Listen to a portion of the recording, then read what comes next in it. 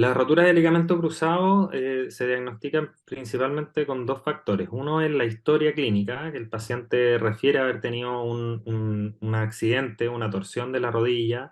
ya sea lo más habitual es un giro con pie fijo o un movimiento de pivoteo, por ejemplo, jugando a la pelota, en el que siente un golpe muy fuerte en la rodilla y dolor intenso e incapacidad de poder seguir realizando el deporte o la actividad que estaba realizando y una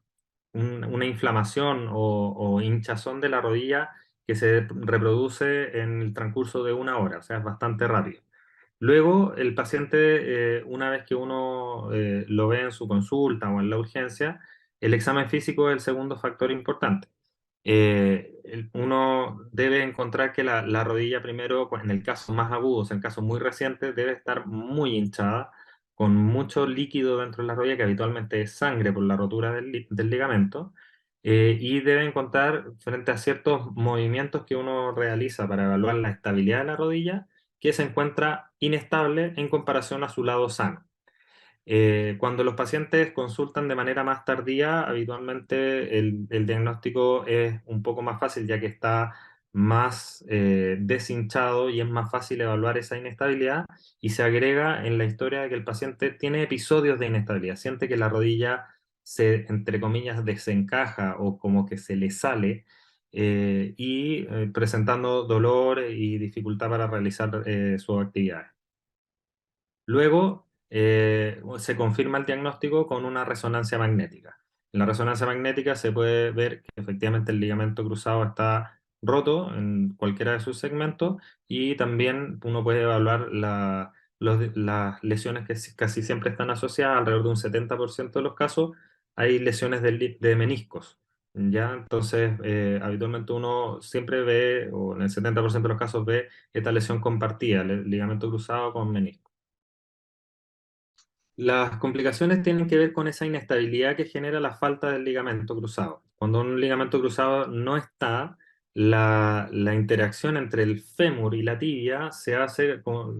de manera más móvil y eso genera mayor estrés en las estructuras que acompañan a los ligamentos, que son principalmente la superficie del cartílago y los meniscos. Las complicaciones principales de tener una rodilla sin un ligamento cruzado es roturas de meniscos que pueden producir después de la lesión original y desgaste articular o artrosis a mediano o largo plazo. Ya, la rotura de ligamento cruzado, especialmente en pacientes que son bien activos, no muy sedentarios o con estado físico decente, o sea, no tiene que ser un paciente deportista, casi siempre son quirúrgicas, es decir, un paciente debe ser sometido a una cirugía en la cual se reconstruye el ligamento, ya que en el 99% de los casos las roturas completas del ligamento cruzado el ligamento de por sí se lesiona en varias partes y no es capaz de cicatrizar. Y si es que cicatriza, no es funcional, es decir, no es capaz de estabilizar la rodilla frente a un estrés mayor de un deporte simple.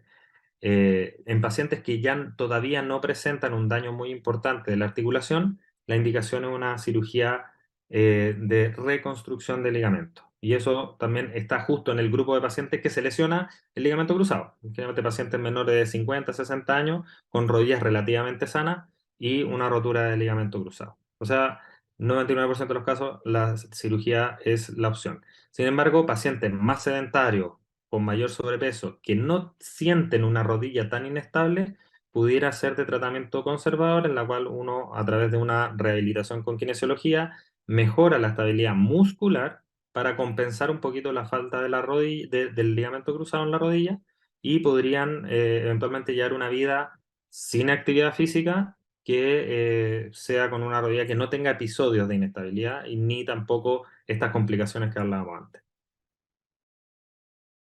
Bueno, eminentemente es la reconstrucción, o sea, hacer de nuevo el ligamento. Y eso va a depender, la diferencia o los distintos tipos de tratamiento va a depender de qué tipo de injerto uno va a utilizar para reemplazar el ligamento cruzado. Los dos más utilizados son dos tendones que se ocupan, perdón, que están presentes en la rodilla, que son los isquiotibiales, que se toman a través de una pequeña incisión se preparan, uno de los ayudantes lo prepara, genera un cordón de tendón que se fija a través de dos túneles en el fémur y en la tibia, y esos tendones reemplazarían el ligamento cruzado. Y el segundo injerto más utilizado es el tendón de la rótula, que es el injerto que se llama hueso, tendón, hueso, ya que utiliza parte del hueso de la rótula, parte del tendón rotuliano y parte del hueso de la tibia. Y eso mismo, a través de los mismos túneles que hablamos antes, se fijan dentro de la parte de hueso, dentro de estos túneles con tornillos, y en la parte del tendón es la que reemplazaría a este ligamento. Y las otras opciones son otros tendones que se ocupan muy poco, como el tendón del cuádriceps, y también se puede ocupar lo que se llama un halo injerto, es decir, un injerto que no es de uno, sino que habitualmente es de cadáver, son injertos que se compran, que están procesados, y uno se evita tener que tomarle un injerto a cada paciente. Nosotros habitualmente ocupamos este tipo de injerto para una nueva cirugía de ligamento cruzado, pero en muy escasos casos se utiliza para una cirugía primaria. O sea, como primera cirugía, las otras dos opciones es la opción.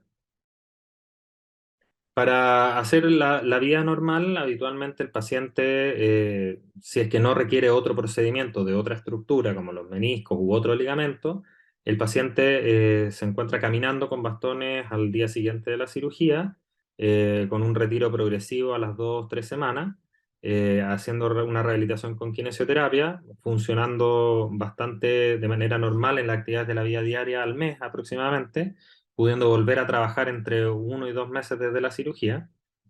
Y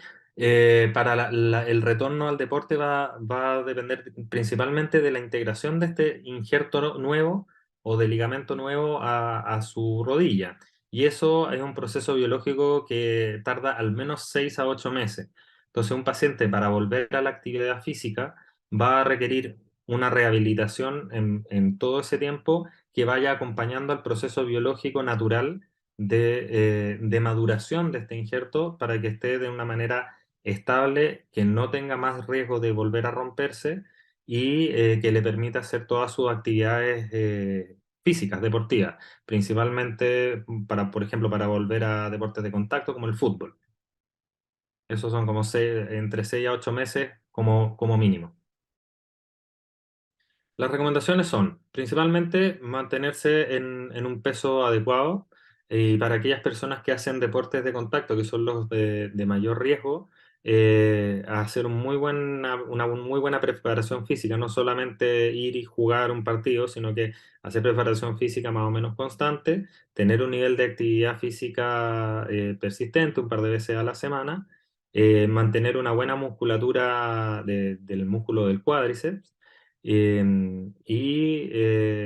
bueno, y tener todas las precauciones de jugar limpio, no preocuparse también del calzado, por ejemplo, al jugar fútbol o al jugar algún otro deporte. Pero principalmente la prevención está en tener un buen peso y actividad física constante.